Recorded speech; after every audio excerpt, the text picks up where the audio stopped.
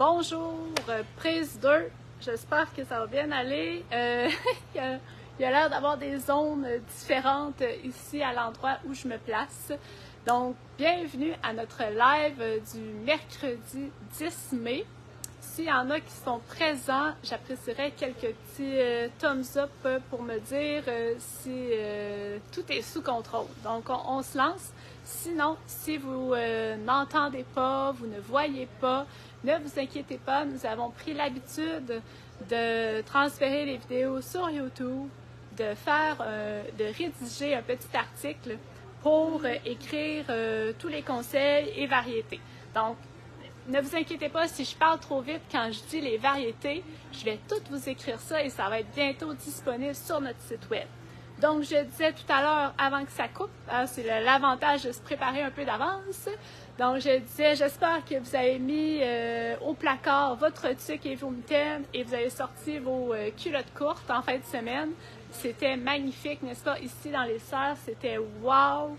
Merci à tous les clients qui se sont présentés. Notre équipe était complètement sous votre charme. Donc, j'ai eu quelques questions cette semaine.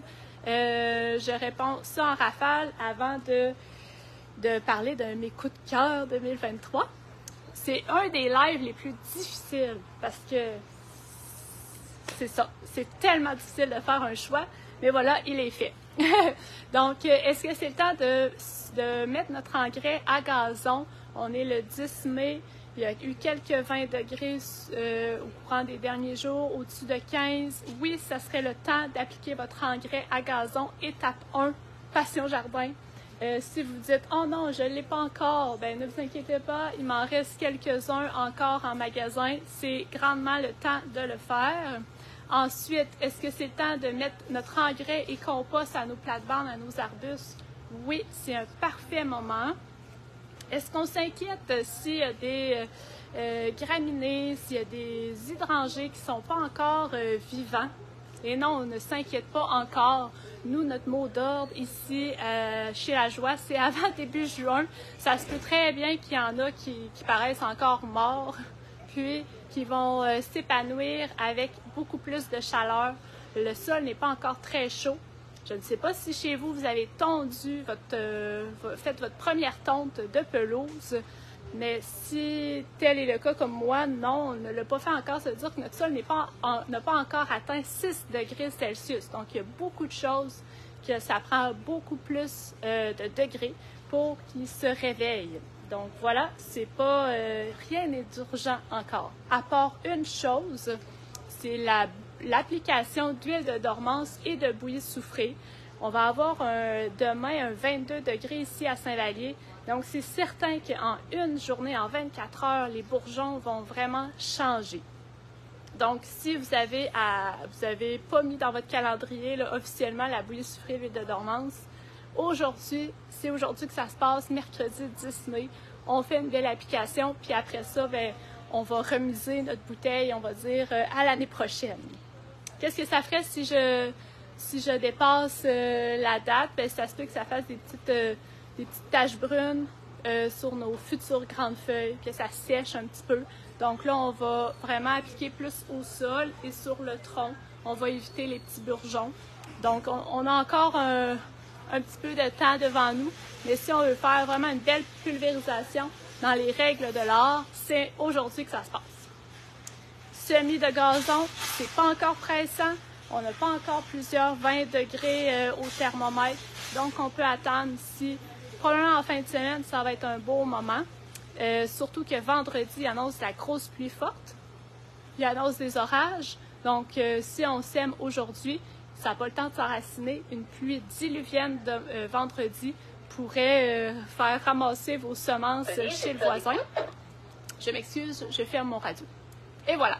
Donc, c'était mes nouvelles du jour concernant les questions que j'ai eues cette semaine. Donc, pour les coups de cœur, alors, comment ai-je fait mon choix? C'est plutôt difficile. J'ai fait des choix d'annuels, 2 choix d'arbustes. Je vous dirais, on va en parler plus longuement là, dans les prochaines capsules, prochains lives, parce qu'on va parler de plate-bande. Et souvent, j'apprécie faire des lives d'arbustes et d'arbres plus en juin. parce que c'est là où qu'on peut voir vraiment le port et que c'est plus intéressant. Annuel, plante d'intérieur, bulbe, et j'ai même un outil parce que je suis bien fière de ça, fait que je vais vous parler de ça. Alors, on y va avec les bulbes. Vous savez peut-être que mon équipe et moi-même, on fait des tests pour la fleur coupée. Donc, nous sommes producteurs ici de plantes horticoles, ornementales. La fleur coupée, c'est un autre type de production. Donc, on fait des tests, on essaie. Et l'année passée, vraiment le dahlia, ça c'est un bulbe, à partir dès que vous pouvez. Le dahlia labyrinthe a vraiment conquis notre cœur. Il était super beau, grosse fleur, très florifère. Ceux que moi j'ai plantés en serre commencent tout juste à pointer. Donc si vous avez planté des dahlias chez vous, en pot à l'intérieur, ne vous inquiétez pas si c'est pas encore sorti. On fait un bon arrosage au début, puis après ça, on laisse aller le temps que le petit bulbe se réveille. Et ça pourrait même planter à l'extérieur là, au courant du mois de mai, quand le dernier gel est passé. On pourrait le planter à l'extérieur direct. J'ai d'autres dahlias aussi, le fameux café au lait. Ça aussi, c'est un des coups de cœur de notre équipe et probablement de toute la sphère de la fleur coupée. C'est vraiment une grosse fleur qui va changer un peu de couleur selon les températures. Puis, elle dure très longtemps en vase. Pour ceux et celles qui avaient acheté des petites fleurs coupées chez nous, je suis certaine que vous vous en souvenez. Et évidemment, je sais pas, moi j'ai un amour inconditionnel pour les glaïeuls. Les glaïeuls qui se renouvellent à chaque année. À chaque année, je trouve des variétés, des coloris différents. Et celui-ci, eh bien, c'est le Earl Grey, merveilleux. Regardez ça, la teinte. Le glaïeul, on va le planter très creux en terre. Donc, ça va nous permettre d'avoir une belle tige droite. Donc, si on suit, là, ici, ils nous disent 4 pouces, bien, plantez-le à 8 pouces dans la terre. Oui, il va être un petit peu plus tardif à sortir, à faire sa tige. Vous allez avoir des meilleurs résultats et la tige va être bien plus droite. Puis ça, c'est à planter. Là, quand vous faites votre jardin, là, on le plante dans le jardin en même temps que nos tomates. Puis on va avoir des fleurs au courant de l'été. Voilà pour la section bulbe. Puis, je sais pas si vous avez vu nos nouvelles et on tripe vraiment sur nos pancartes. On a fait des pancartes grandeur nature de vos conseillers, Nathalie, Jean-Pierre, Denise et moi-même et Jean-François. On se retrouve dans les serres. Vous pouvez aller voir les coups de cœur de la semaine qu'on présente. En tout cas, c'est bien cute. Et entre autres, moi, mon coup de cœur de la semaine était les bulbes parce que on s'en rend pas compte sur la tablette, c'est vraiment laid. Mais en nous, on est tellement heureux d'avoir pensé à ça au mois de mai. Fait que je vous le conseille vraiment. On est encore dans notre préparation de plate-bande, n'est-ce pas? Il est encore tôt. Mon coup de cœur, je lève mon chapeau à l'équipe de Passion Jardin qui nous a concocté une brochure inspiration merveilleuse. On passe des fines herbes, on passe des fruits et légumes, on parle des bégonias, on parle des dahlias, on parle des plantes pour les pollinisateurs.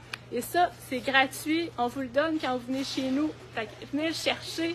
Ça baisse rapidement, mais vraiment, je peux dire que cette année, j'ai un beau coup de cœur pour tout ce qui a été fait. Regardez ça, c'est beau!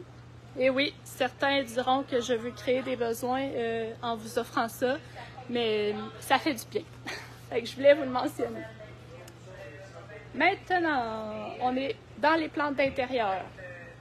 Évidemment, les plantes d'intérieur, vous pouvez passer aujourd'hui.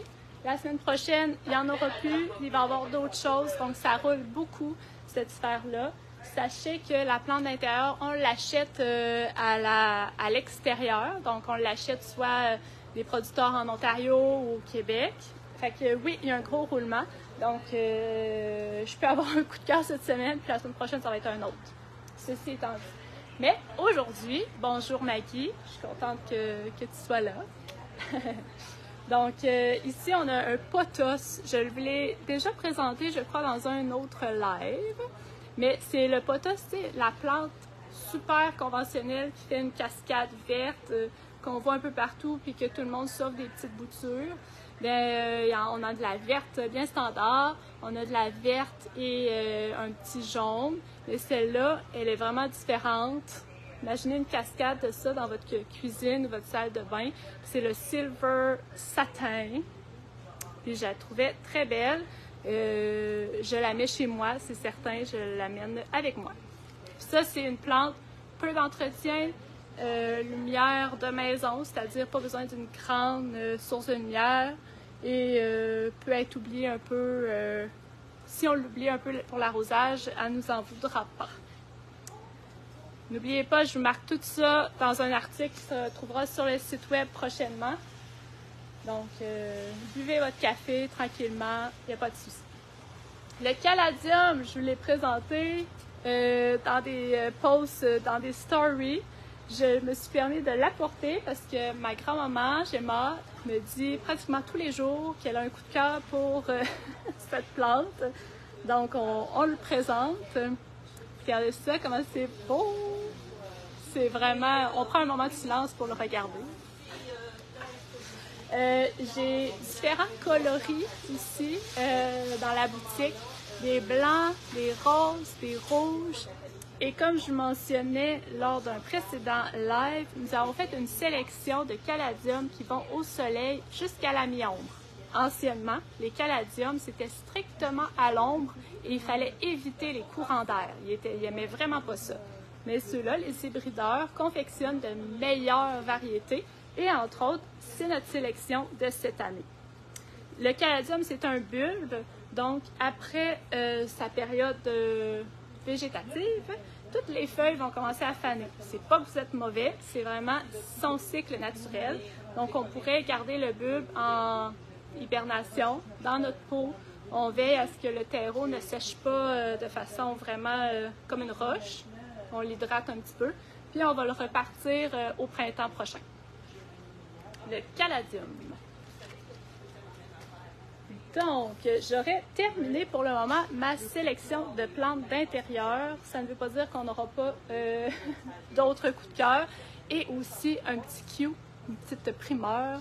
Cette semaine, jeudi, je reçois les grosses plantes d'intérieur, les palmiers, les hibiscus.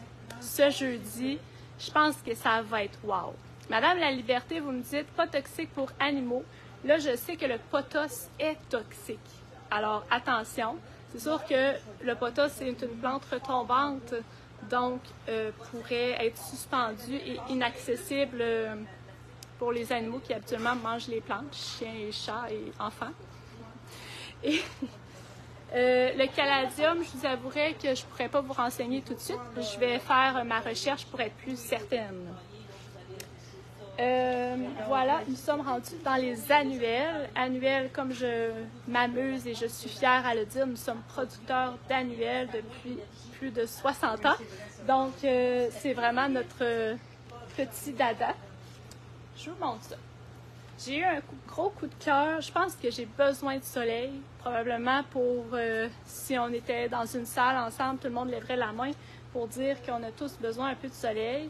Voilà pourquoi le mix jaune et blanc, comme celui-ci, m'a frappé dans l'œil, m'a vraiment inspiré ce matin. Je vous parle des plantes qui sont à l'intérieur.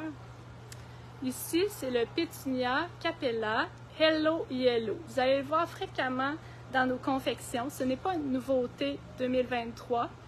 Je tiens à rappeler que la chronique n'est pas nouveauté 2023, mais bien coup de cœur 2023. Donc, ça se peut que vous dites, ben ouais, je l'ai vu l'année passée. Ben oui, mais c'est qu'on l'a essayé, c'est éprouvé, c'est approuvé par l'équipe. Et voilà pourquoi je vous en parle. Donc, le Pétunia Capella Yellow, vraiment un beau petit pétunia. Donc, c'est un pétunia qui va être mounding, qui va être en forme de petit buisson. Ça ne sera pas une cascade, ça va vraiment faire un bord de pot. Si on voit bien là à l'écran, c'est un jaune vraiment franc. Il est percutant dans la serre, va fleurir abondamment tout au long de l'été. On le marie ici avec le Bégonia Valentino White. Je vais essayer de vous prendre une petite fleur et l'approcher. C'est vraiment dans le détail. Hein? Les détails de la fleur sont magnifiques. On a le jaune à l'intérieur et le blanc sur les côtés. Un bégonia qui va aller autant au soleil qu'à l'ombre. Donc voilà pourquoi on a mixé le pétunia avec le bégonia. C'est pas habituel avec le bégonia non-stop. On va pas mixer un bégonia non-stop avec un pétunia. Mais ici, pour le bégonia Valentino, il n'y a pas de souci. Et bon, ben, j'en ai pris un sans fleurs, imaginez-vous donc. Ici, c'est une ostéospermum, mais j'en ai d'autres pour vous montrer. C'est une ostéospermum, c'est une plante qui ressemble à une marguerite, comme celle-là, et elle va refermer à la noirceur et par journée très ombragée. C'est un feuillage qui reste court et les fleurs vont vraiment monter sur le dessus. Celle-là, c'est une nouveauté. Celle-là, dans le pot, c'est la jaune. Et celle-là que je vous présente ici, toute fleurie, c'est la gold. La gold, selon moi, c'est une version améliorée de la jaune. C'est vraiment lumineux, frappant dans les serres. Ostéospermum, voltage gold. Magnifique. Voilà, ici, je continue. Je suis toute sale déjà. On a parlé ici du bégonia Valentino blanc. J'ai eu un coup de foudre pour le petit quatrain. C'est un autre bégonia rigueur. Puis c'est sûr que peut-être à l'écran, tout seul, comme ça, vous dites « Ouais, il est beau, il est correct. » Mais sur la table de toutes les bégonias, un à côté de l'autre, à mon goût, à moi, il ressort vraiment. C'est un orange comme on en voit rarement dans les bégonias. Et va profiter de mi-ombre jusqu'à soleil. Super beau, un petit bégonia qui se tient bien. J'avais un autre ostéospermum, j'ai des cœurs qui apparaissent, partagez mon coup de cœur. Vous vous souvenez, bon, on avait l'ostéovoltage gold. Puis ici, celle-là aussi, c'est une petite nouveauté. On voit le feuillage est différent, c'est une autre ostéospermum. Fleurs cuivre et cœur plutôt mauve. Donc, imaginez avec un mix, un pétunia mauve, par exemple, ou des pensées, ou de la scabiola mauve, ça va être vraiment joli. Une belle plante pour le soleil. Celle-ci, nous l'avions essayée l'année passée, et cette année, on en produit 2 fois plus. C'est une Argeranthemum Giant Pink. Regardez ça, comme c'est beau! C'est vraiment un petit rose bébé. On voit les premières fleurs sont plus foncées et les autres pâlissent. Sur la table, toute la rangée est fleurie, donc c'est pas un cas isolé. Nous l'avons mis ici dans des gros pots mixés avec du fuchsia, avec du jaune. C'est vraiment un coup de cœur de l'équipe pour cette année. Et comme je vous dis, nous l'avions essayé l'année passée en petite quantité et ça valide. On valide. Quelque chose que c'est tellement banal que les gens parfois les oublient. Mais là, je veux qu'on recommence. On recommence à utiliser les dianthus. Les dianthus, c'est des œillets de poète, pardon. On les voit souvent dans la fleur vivace, mais il y a des coloris tellement intéressants dans l'annuel. Ça va devenir de 20 à 30 cm. Et je vous le dis, ça fleurit tout l'été. On peut en cueillir facilement pour de la fleur coupée. Ou il y en a aussi qui vont être vraiment plus petits, compacts, qui vont se couvrir de fleurs sur le dessus. Les dianthus, c'est un bon apport dans l'annuel là, à mettre dans vos mix. Et celle-là ici, c'est un orange. C'est plutôt rare aussi dans les dianthus. J'ai une production qui s'en vient. Ça va être un dianthus qui va être vraiment plus haut. J'oublie le nom, je ne l'ai pas apporté parce que là, il paraît de rien. Mais ça va être blanc et marbré, fuchsia et bourgogne. Encore une fois, des tests pour la fleur coupée. Mais si vous voulez faire les tests avec moi, je vous invite à vous en procurer. Je vais vous faire signe quand il va sortir. Voilà, voilà. On continue dans l'annuel. Une nouveauté que je suis très confiante parce qu'en production, donc nous, on les reçoit en mars et on les produit pour vous, on les fait grandir pour vous. Et regardez ça, la racine, c'est une plante araignée, un chlorophytum qui se nomme Starlight. Starlight, étoile, lumière d'étoile, et qui va être érigé. Donc, on pense souvent aux plantes araignées, les plantes retombantes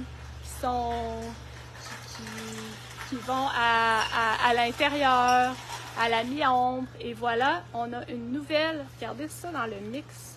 Ils ont mis lui dans le milieu et ils ont mis du pétunia mauve au sol. C'est super beau. Il va devenir à 80 cm de haut. C'est 2,5 pieds de haut. Donc, pour un centre de pot, ça peut être super beau, surtout si on est allergique aux graminées, par exemple. Et il va faire plein de grappes de fleurs très délicates comme ça, vert et jaune, et peut aller du soleil à la mi-ombre, contrairement aux graminées qui, avec trop d'ombre, vont rester un petit peu plus rabougris. On a des cœurs, on a des thumbs up, yes! Moi, c'est sûr que je l'essaye chez nous. On continue dans les annuels. Ce n'est pas une nouveauté, mais là, j'en suis bien fière car, imaginez, donc, je l'ai partie à la semence. Ça, c'est excitant. Parce qu'il y a des plantes qu'on achète en cabaret, toutes petites, et on les transplante dans des pots comme ceux-là et on les fait croître. Et il y a des plantes qu'on part à la semence, puis on refait le même processus. Et celle-là, bon, je me suis dit, tiens, on l'essaye, on le part à la semence. Et voyez, ça fait une belle plante vert le néon. C'est un talinum. Et là, évidemment, c'est un petit peu trop tôt pour sa floraison, mais j'ai quand même essayé d'en prendre un. Je ne sais pas si on le voit. Ça va faire des grandes tiges, plein de petites fleurs fuchsia, roses comme ça.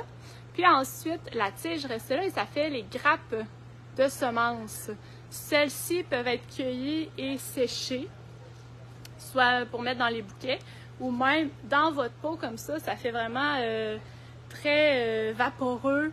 Puis moi, je l'ai beaucoup aimé quand je l'avais essayé à la maison, résistant au soleil aussi. Puis j'imagine qu'il pourrait être essayé à l'ombre sans problème. S'il devient trop gros, parce que ça pourrait devenir un défi, on ne se gêne pas, on vient tailler ici comme ça pour laisser de la place à nos autres plantes qui pourraient être un petit peu étouffées. Nouveauté. Ça aussi, parti par la semence, par mon équipe, donc j'en suis très fière. Et ça, quand ça va bien en production, mais ça m'inspire pour vous le présenter. C'est, écoutez bien le joli nom, vraiment mignon, un petit lotus. Ça s'appelle un petit lotus. Lui, c'est le Joey. Donc, il va faire un petit épi. Il commence tout juste à fleurir. Je ne sais pas si on voit adéquatement. Ça va être parsemé d'épis roses comme ça, qui se tiennent très bien. Le petit Joey, lui, est entre 1 pied et demi. Il va se couvrir de petits épis roses. Une nouveauté, des fois, on cherche des affaires pour faire un peu différent dans nos potées fleuries. Je le trouvais vraiment mignon. Et j'en produis aussi une version vraiment plus grosse pour de la fleur coupée. Donc, j'imagine que si on veut l'ajouter dans notre petit bouquet pour une petite réception, ça pourrait faire l'affaire. Le petit lotus. Dans la gamme des coléus, on va en parler plus longuement vendredi à notre cocktail horticole parce que je reçois comme invitée ma collègue et ma tante Nathalie. Donc, on va faire notre cocktail avec Audrey. Et ensuite, on va vous parler de nos balconnières personnelles. Donc, Nathalie va présenter sa balconnière et ses choix. Et moi, je vais planter avec vous, avec vos choix aussi, puis mes conditions. Nathalie a plus d'ombre, moi j'ai plus de soleil. Donc, on va faire une petite discussion vendredi, 16h, avec un bon cocktail de Audrey. Donc, nous allons parler davantage des coléus. Mais un coup de cœur de cette année, c'est le Florida Sun. Et encore une fois, c'est quand je regarde ma table de coléus, j'aperçois celui-là qui est lumineux, qui est frappant et qui part rapidement. Là, c'est pas mon genre de faire de la vente à pression puis de vous dire dépêchez-vous. Mais lui, c'est que tout le monde qui passe dans l'allée l'adopte. Il est vraiment très, très joli et il m'en reste plus beaucoup. Et il est beau. Je ne pouvais pas m'empêcher de vous le présenter. Donc, dans l'annuel, écoutez, ça fait un tour très peu complet de toutes les plantes qu'on a et que Lucia, Denise, Nathalie, qu'on aime toutes vous présenter. Je m'en vais vers les vivaces rapidement, c'est bientôt terminé. Ne lâchez pas, gang, ne lâchez pas. La vivace, eh bien, vraiment, en date d'aujourd'hui, celle qui accroche mon cœur, c'est vraiment l'Échinacée Sunseekers. C'est une nouvelle série qu'on a vue dans les expos chez un producteur québécois. Et vraiment en fleurs, même en serre, là, sa tige est raide. La floraison, elle est remarquable. On a 3 couleurs pour le moment. Celle-ci, c'est la saumon. Puis j'ai vraiment hâte de l'essayer chez moi dans la plate-bande. C'est une zone 4. Ça va fleurir tout l'été. Nathalie aussi, elle est bien fan d'Échinacée. Fait que toutes deux, on l'adore, celle-là. Et petit Q aussi. Demain, elle va être en spécial. Je vous dis ça comme ça. Demain, jeudi. J'ai 2 hydrangées aujourd'hui à vous présenter. Si vous avez suivi l'année passée mes petites capsules, j'ai fait une longue capsule qui se retrouve sur notre chaîne YouTube sur les hydrangées. Je trouve qu'un aménagement se doit d'avoir des hydrangées. C'est facile, ça fleurit. Puis il y a tellement de variétés, de coloris, de shades, de formats différents que même si vous arrivez dans la pépinière et vous me dites « Ah, moi j'en ai un hydrangé. » Ouais, mais vous n'avez pas lui, vous n'avez pas lui, vous n'avez pas lui. Ça peut, on peut vraiment faire quelque chose de super intéressant avec les hydrangées. 2 qui accrochent mon cœur en ce moment. Là, ça a l'air de piquette. C'est un piquette. Il n'y a rien d'exceptionnel à un hydrangé pas débourré, mais je vous invite à aller voir sur Internet l'hydrangé Little Lime Punch. C'est un hydrangé qui va sortir avec des panicules, donc des fleurs en cône vertes, puis ils vont tranquillement se transformer rose, ils vont devenir framboises, donc c'est pas un rose délavé, là, c'est vraiment, eux sur l'étiquette, ils disent rouge. Mais moi, je préfère dire framboise. Puis, c'est entre 3 et 4 pieds. Donc, ça sera pas... C'est plutôt 4 pieds, je vous dirais. Ça sera pas envahissant comme arbuste. Un hydrangé, pour avoir du succès, on le taille à l'automne. En tout cas, moi, mon équipe, c'est ça que nous faisons. Je le taille, j'enlève toutes les panicules, les fleurs, et je le boudine avec une corde de jute pour éviter que les branches cassent. Ce n'est pas dans la même famille que l'hydrangée Annabelle, les grosses boules blanches. Donc, c'est un traitement différent. Et j'apprécie vraiment les hydrangées paniculata qui nous font des fleurs tout l'été indéfiniment. un autre hydrangé paniculata.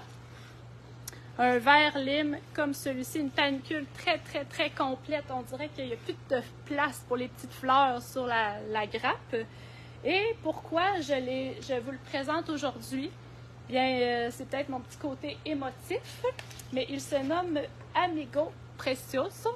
Donc, notre pépiniériste, pépinière à Botsford, a créé cet hydrangé-là en l'honneur de tous les travailleurs étrangers qui travaillent dans le monde horticole. Donc, vous pensez à notre ami et collègue Rudy qui vient du Guatemala, ou probablement vous en avez côtoyé quand vous allez dans d'autres fermes. Et ils sont d'une grande aide, une aide très précieuse. Donc, Amigo Precioso pour le Québec et pour la communauté agricole du Québec. Donc, à chaque achat, il va y avoir un don qui va être remis à des orphelinats au Mexique que Pépinière à Botsford a choisi. Eux, ça fait des dizaines d'années qu'ils ont des familles du Mexique et du Guatemala qui viennent travailler pour eux. Donc, ils ont un amour pour leurs travailleurs, leurs membres de l'équipe, leurs collègues hispanophones. Donc, voilà, je voulais prendre le temps de vous en parler. Et finalement, qu'est-ce qu'on a fait dans le... Vous allez me trouver drôle. Attendez, je reviens. Tadam! On n'avait pas ça à la ferme. On n'avait pas ça dans notre boutique, des outils à long manche, les outils à long manche qui sont utilisés par notre équipe d'entretien paysager. Et oui, fait que on s'est dit, ben nous, en tant que professionnels, on utilise ces outils-là dans notre day-to-day, dans notre vie de tous les jours. Donc, on va les proposer ici. J'ai une petite gamme. Ne vous méprenez pas, on n'est pas rendu une quincaillerie. Donc, voilà pourquoi on n'avait pas avant. Mais maintenant, j'ai quelques petits outils comme ça. Des affaires importantes, genre le coupe-bordure, que ça sauve des vies. C'est pas vrai, ça sauve pas de vie. Mais ça sauve ta plate-bande. Donc ça, nous, quand on fait le ménage chez vous, on fait le tour des plates-bandes, puis on décolle soit le gazon ou la terre de votre bordure. Donc ça donne un petit coup de jeunesse à votre plate-bande et ça limite l'invasion des adventices, des mauvaises herbes. Donc c'est un outil banal, mais vraiment qu'on prend pratiquement chaque jour, nous, dans l'équipe d'entretien. J'ai des pelles et j'ai des sarcloirs à 3 dents. Fait que c'est aussi simple, mais c'est vraiment un petit détail, un coup de cœur pour moi, pour notre équipe d'entretien, qu'on peut mieux vous conseiller lors de vos travaux et hobbies horticoles. Voilà, c'est ça qui termine le live sur les coups de cœur 2023. On se donne un rendez-vous plutôt festif, vendredi à 16h pour le cocktail horticole.